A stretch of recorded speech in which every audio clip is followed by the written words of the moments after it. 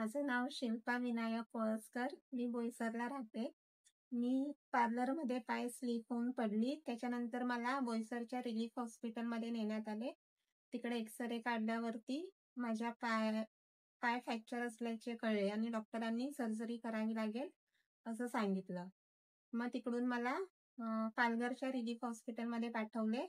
इकडे माझी यशस्वीरित्या सर्जरी झाली.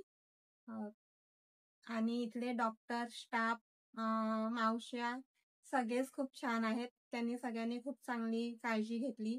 डॉक्टर सुद्धा खूप चांगले आहेत. त्यांनी वेळेवरती मला औषध उपचार, रात्रीचे येऊन बघून जाणं सगळं व्यवस्थित करत होते. आणि मी एकटीच होती तरी सुद्धा माझी व्यवस्थित काळजी घेतली.